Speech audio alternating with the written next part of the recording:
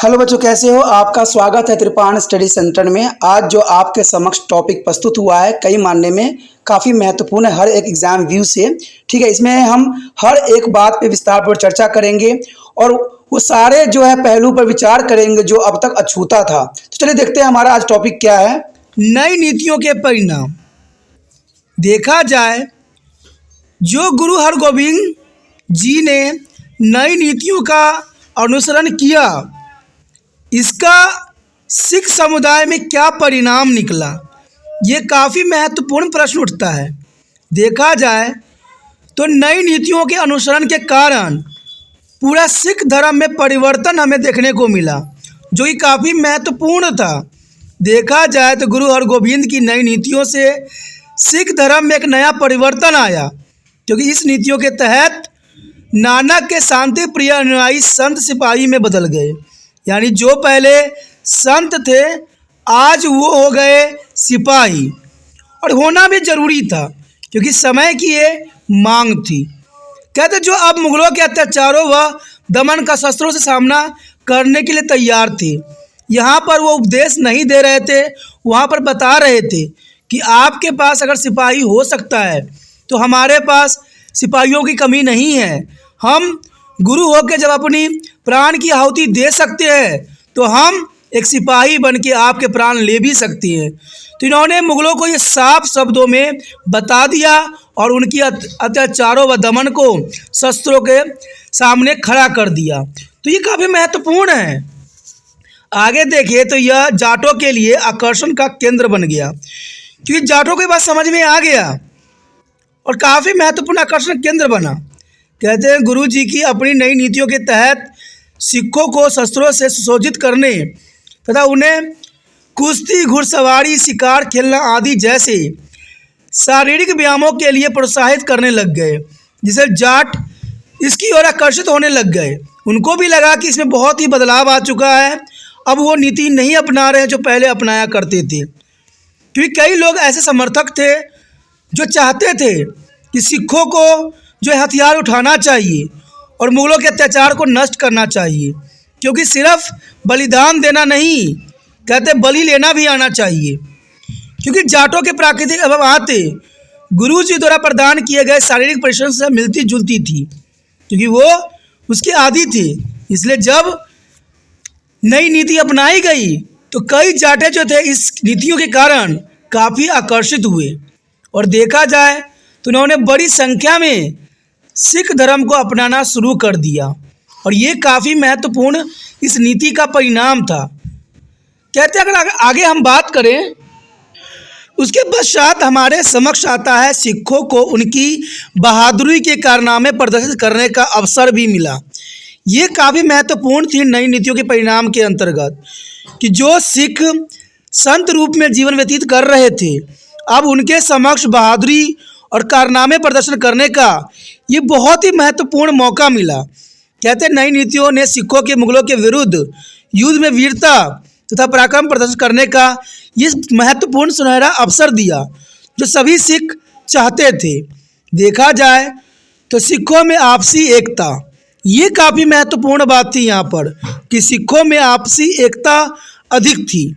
कहते हैं गुरु जी की नई नीतियों ने सिखों में स्वाभिमान, भाईचारा तथा आपसी एकता की भावना को बढ़ावा दिया, क्योंकि ये एक साथ मुगलों से लड़ते थे और अपनी भाईचारा, स्वाभिमान और आपसी एकता का प्रदर्शन भी ये करते थे। देखा जाए तो सिख धर्म के उत्थान और विकास में सहायक, यानी देखा जाए तो नई नीतियों के अंतर्गत जो गुरु हरगोविंद की नई नीतियों ने सिखों के मुगलों के अत्याचारों का उत्तर कठोरता से देने योग्य बना दिया। ये काफ़ी महत्वपूर्ण थी कि गुरु हरगोविंद की नई नीतियों ने सिखों को मुगलों के अत्याचारों का उत्तर कठोरता से देने योग्य बनाया, और इससे इनमें नई शक्ति पैदा हुई, जिसने उन्हें आत्मनिर्भर तथा धैर्यवान बना दिया, जिसे सिख धर्म के विकास का मार्ग उत्पन्न किया। उसके पश्चात आता है हमारे समक्ष ग्वालियर के किलों में गुरु हरगोविंद को बंदी बनाना। कहते हैं गुरु हरगोविंद की नई नीतियों के अंतर्गत गुरु हरगोविंद की नई नीतियों का परिणाम यह हुआ कि उन्हें लंबे समय तक ग्वालियर के किलों में बंदी बनाकर रखा गया। तो ये सब परिणाम के अंतर्गत है, जो कि काफ़ी महत्वपूर्ण है। आगे अगर हम बात करें तो सिख मुगल संबंधों की कटुता, कहते हैं जो संबंध बाबर और अकबर के समय इतने मधुर थे, अब सिख मुगल के संबंधों में इतनी कटुता आ गई, इतनी विष भर गई, जिसका अंत कहते हैं साम्राज्य की समाप्ति के साथ ही होना था। नई नीतियों ने सिख मुगलों के संबंध को और अधिक कठोर बना दिया, क्योंकि अब मुगलों को यकीन हो गया कि गुरु जो है गद्दी की प्राप्ति करना चाहते हैं, इसलिए दोनों में जो है कठोरता का जो है संबंध बना। इसका परिणाम यह हुआ कि सिखों और मुगल बादशाह शाहजहाँ के बीच कई लड़ाइयाँ हुई, जो काफ़ी दर्दनाक थी। यानी देखा जाए तो सिख मुगल संबंधों की जो यहाँ पर जो कठोरता बढ़ी, वो बहुत ही चरम सीमा तक पहुँच गई। आगे देखिए हम तो गुरु तेग बहादुर का वध, कहते हैं गुरु हरगोविंद की नई नीतियों के कारण मुगल सिखों के कट्टर शत्रु बन गए और परिणाम स्वरूप अंग्रेज़ों ने अपनी धार्मिक सहिष्णुता की नीतियों के तहत गुरु तेग बहादुर की मृत्यु के घाट उतार दिया। ये घटना काफ़ी जो था सिखों में परिवर्तन का सबसे बड़ा संकेत था। इवन कि देखा जाए तो मुगलों के प्रति सिख जो थे काफ़ी सख्त हो गए। आगे अगर हम बात करें, खालसा के स्थापना का मार्ग प्रशस्त हुआ। ये काफ़ी महत्वपूर्ण यहाँ बात आती है। कहते हैं गुरु हरगोविंद की ओर से नई नीतियों के अंतर्गत जिस कार्य को आरंभ किया गया, उसका क्रियान्वयन 1699 ईस्वी में गुरु गोविंद सिंह द्वारा खालसा की स्थापना से ही हुआ, क्योंकि खालसा की स्थापना भी गुरु गोविंद की जो नई नीतियाँ थी इसके अंतर्गत किया गया, जो कि काफ़ी महत्वपूर्ण थी। उसके पश्चात हमारे समक्ष आता है गुरु हरगोविंद की नई नीतियों से सिख परंपरा को आगे बढ़ाया। ये काफ़ी महत्व रखेगा, क्योंकि गुरु हरगोविंद की नई नीतियों के वास्तव में नई नहीं थी। जो गुरु हरगोविंद नई नीति की जो चलाया पाठ, वो नई नहीं थी, बल्कि यह तो अन्याय, भ्रष्टाचार और अत्याचार तथा अधार्मिक कृतियों के विरुद्ध आवाज़ उठाने की वही सिख परंपरा थी जो गुरु नानक के समय चली आ रही थी।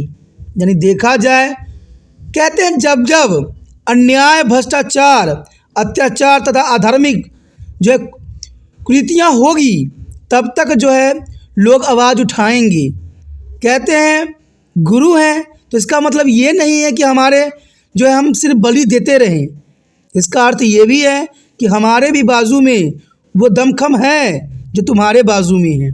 यानी देखा जाए यहाँ पर जो अधार्मिक कृतियों के विरुद्ध आवाज़ उठाने के लिए ये नई परंपरा नहीं थी, ये तो गुरु नानक के समय से चली आ रही थी।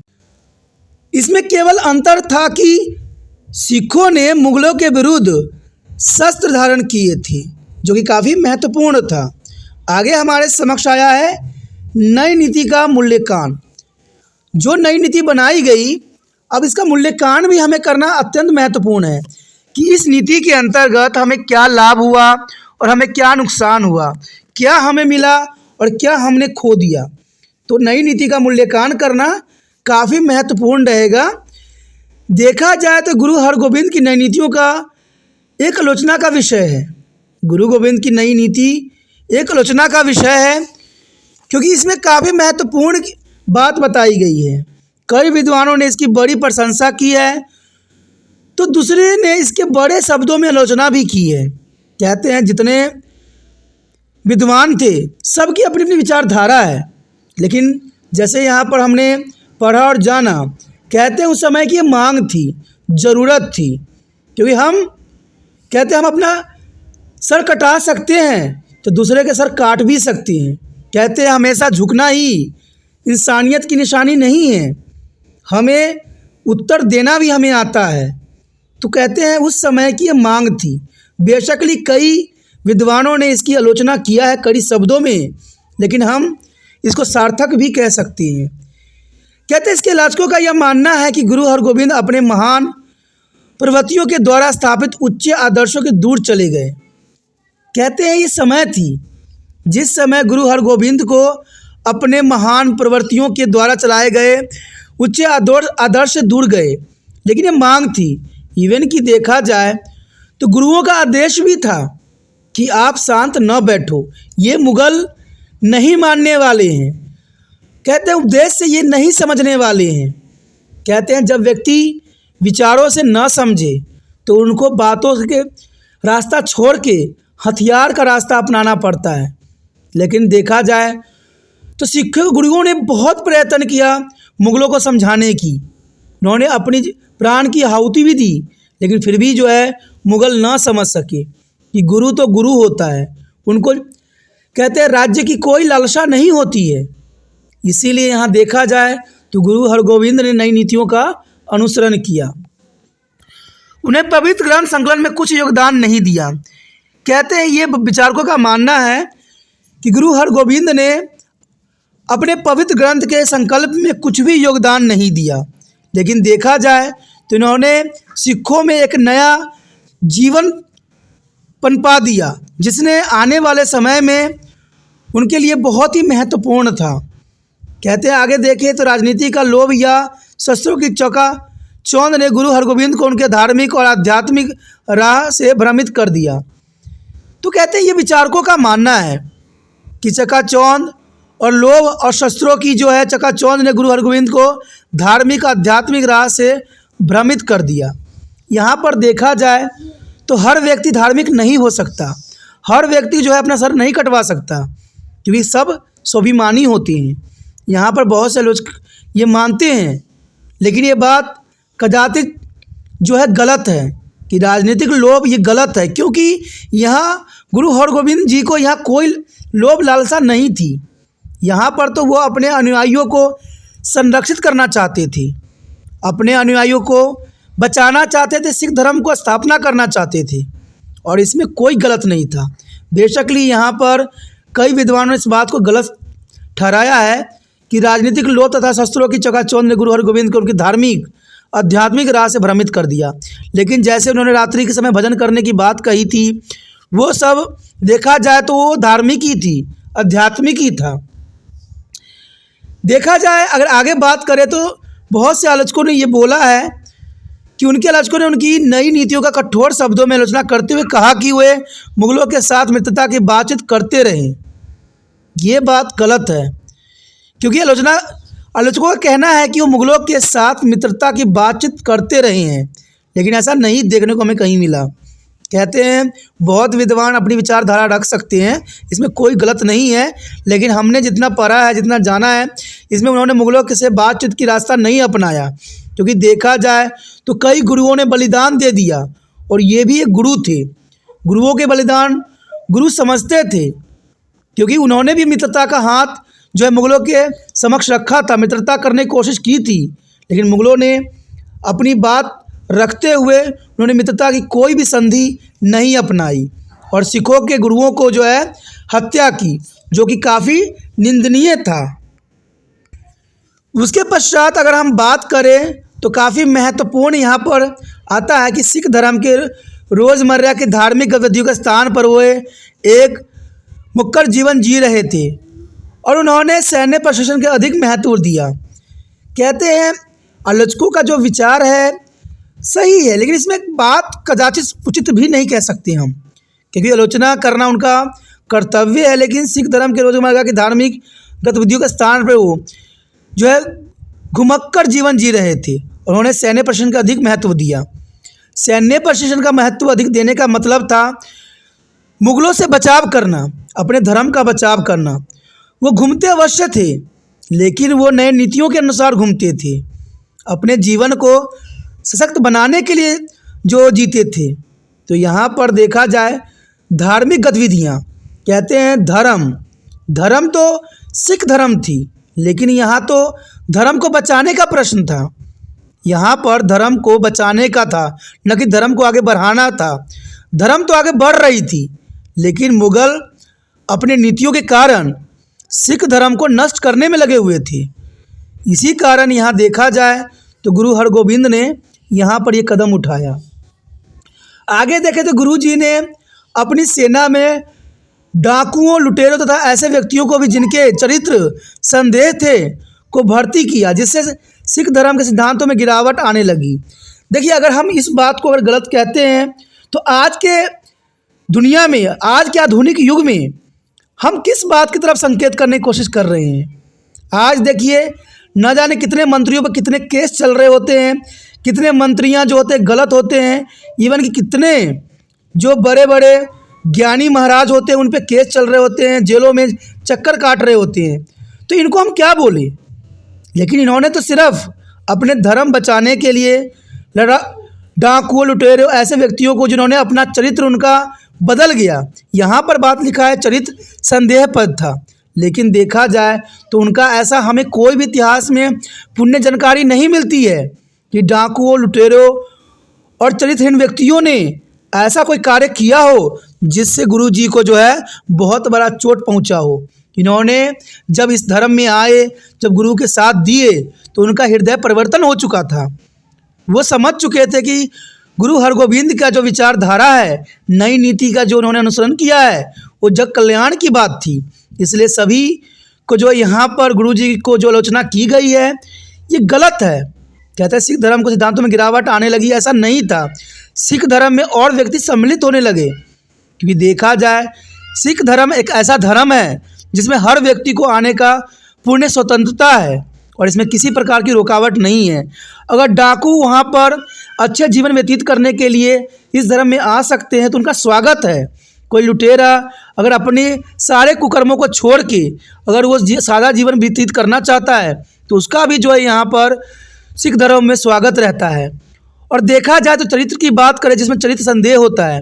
कहते हैं जीवन में बहुत से राजा महाराजा के चरित्र गंदे थे, लेकिन फिर भी वो राज्य किए और हम लोगों के जो है मार्गदर्शक भी हुए। तो हम क्या कहें? ऐसे कई राजा थे जिनका चरित्र उचित नहीं था, फिर भी वो पूरी दुनिया के लिए आदर्श बने। तो इसको क्या कह सकते हैं? गुरु जी तो अपने सिर्फ धर्म को बचाने के लिए यहाँ पर जो है डाकुओं, लुटेरों और चरित्र व्यक्तियों को सम्मिलित किया, लेकिन देखा जाए तो इसमें सिख धर्म में कोई गिरावट नहीं देखने को मिला। सिख धर्म आज भी जो है चमक रही है और सदैव चमकती ही रहेगी।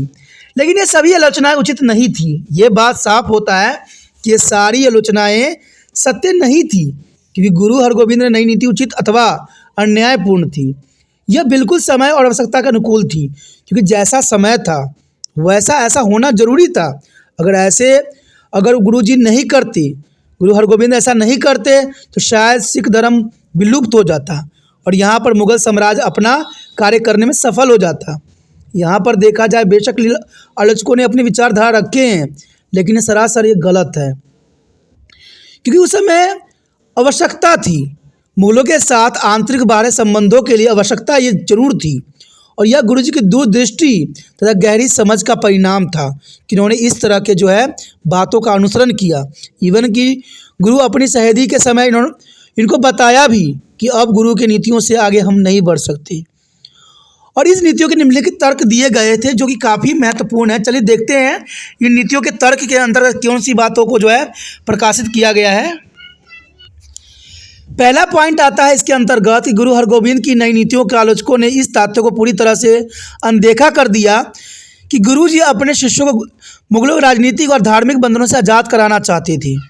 इसीलिए गुरु जी ने नई नीति का अनुसरण करवाया, क्योंकि वो चाहते थे कि शिष्यों का मुगलों के राजनीतिक और धार्मिक बंधनों से आज़ाद रखना जरूरी है।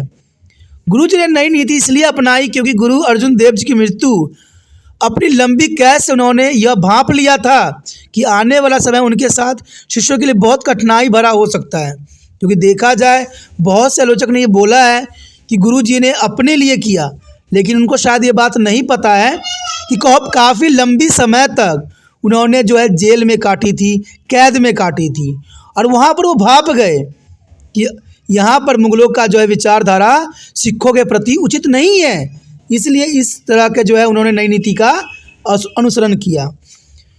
वो ये भी कहते हैं कि गुरु हरगोविंद ने सिखों के शस्त्र धारण करने की नई नीति किसी प्रतिशोध की भावना या स्वतंत्र राज्य की स्थापना हेतु नहीं अपनाई, बल्कि अपने स्वाभिमान तथा सिख धर्म के सम्मान की रक्षा के लिए अपनाई।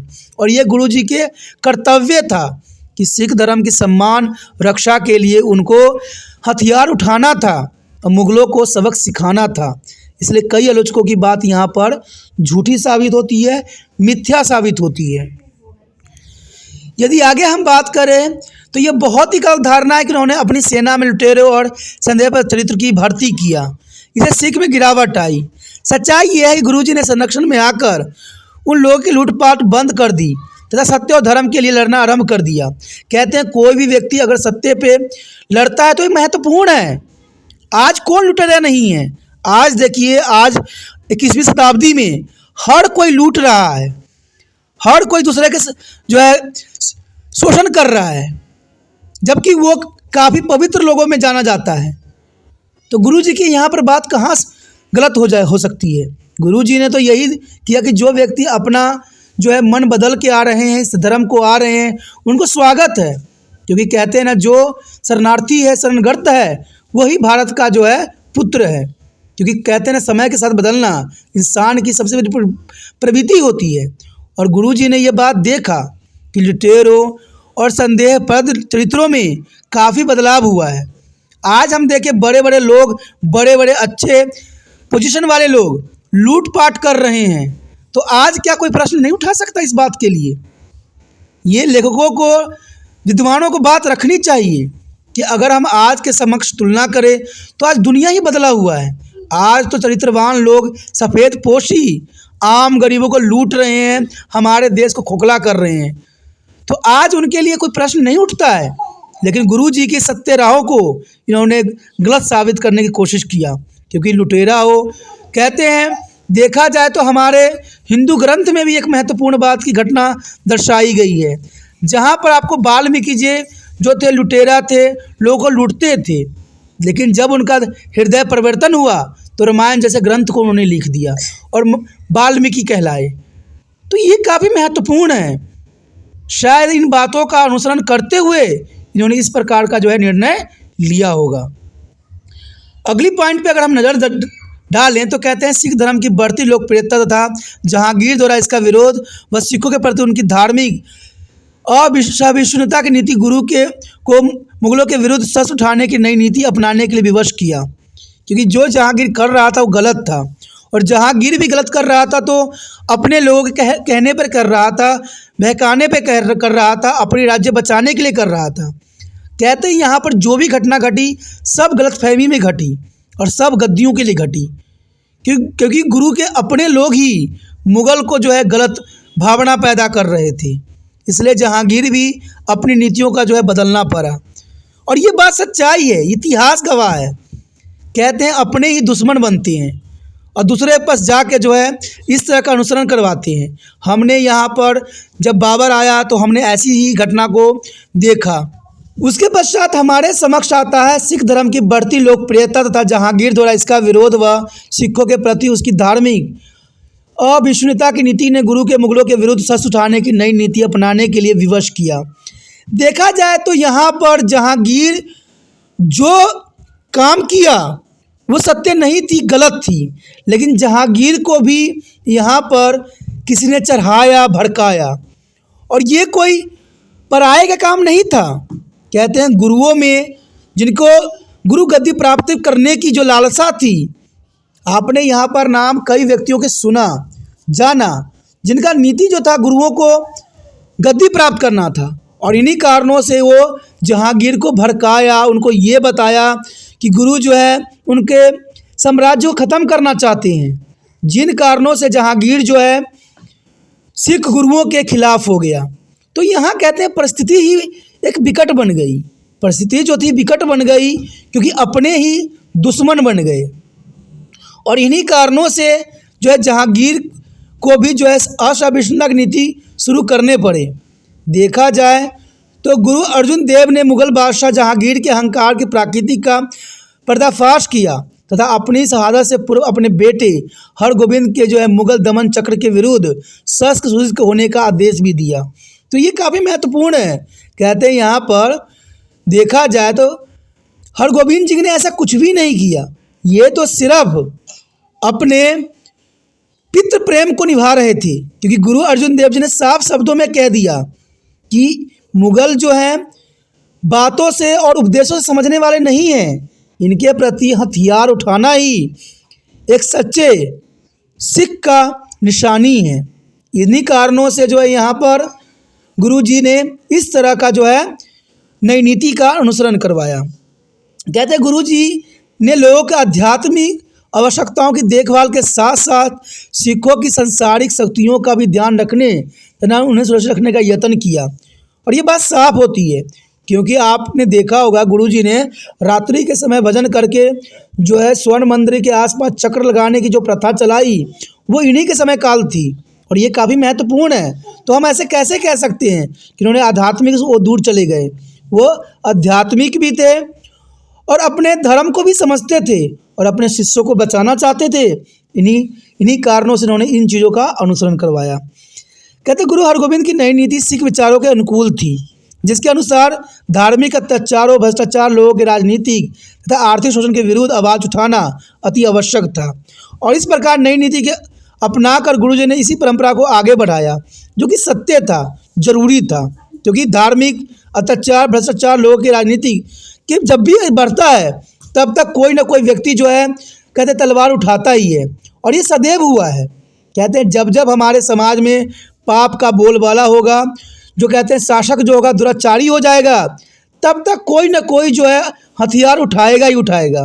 कहते हैं ये हमेशा रहा है और हमेशा ऐसा ही होगा। और यहाँ पर गुरुजी ने जो कार्य किया नई नीतियों के अंतर्गत ये काफ़ी महत्वपूर्ण था और समय की मांग थी और ज़रूरी भी थी। देखा जाए तो गुरु हरगोविंद ने इस प्रकार सिखों में आत्मविश्वास की प्रोत्साहन भी किया और उनके मन मस्तिष्क में राष्ट्रता की भावना को भी भरा। ये काफ़ी महत्वपूर्ण थी कि गुरु हरगोविंद ने इस प्रकार सिखों में आत्मविश्वास को प्रोत्साहित किया और उनके मस्तिष्क में राष्ट्रता की भावना भर दिया। और ये सत्य है कि गुरुजी ने सदियों की निंद्रा में सोए अपने शिष्यों को जगा दिया और उन्होंने अपने धर्म के शत्रु के विरुद्ध एकजुट किया। गुरु हरगोविंद की नीति प्रशंसनीय इंद्रभूषण बनर्जी ने साफ शब्दों में कहा है। देखा जाए तो गुरु हरगोविंद की नीतियों की प्रशंसा इंद्रभूषण बनर्जी ने साफ शब्दों में कहा है कि यदि गुरु गोविंद जी इस नीति का अनुसरण न करते तो उनके धर्म परागण शिष्यों का समुदाय या तो जीवित ही न रहता या फिर साधुओं तथा भिखमंगों का सामूहिक बनकर रह जाता। तो ये काफ़ी महत्वपूर्ण बात यहाँ पर जो है बात बताई गई है बनर्जी के द्वारा। ये सही बात है। अगर गुरुजी ने अगर नहीं उठाता तलवार तो शायद आज उनका जो है कौम का कहते हैं ये मुगल साम्राज्य ख़त्म कर देती, नष्ट कर देती। तो यहाँ पर देखा जाए तो गुरु गोविंद सिंह जी ने जो नीति अपनाई वो सत्य थी, उचित थी, मर्यादापूर्ण थी और समय की मांग थी। तो इसी के साथ हमारा ये चैप्टर भी ख़त्म हो जाता है जो कि काफ़ी महत्वपूर्ण था। आगे का टॉपिक और भी महत्वपूर्ण रहेगा, तो आप बने रहे तिरपान स्टडी सेंटर के साथ। और जितना हो सके इस वीडियो को शेयर करने की भावना आपके मन से जाना नहीं चाहिए, क्योंकि मैं चाहता हूं कि वीडियो हर बच्चे तक पहुंचे।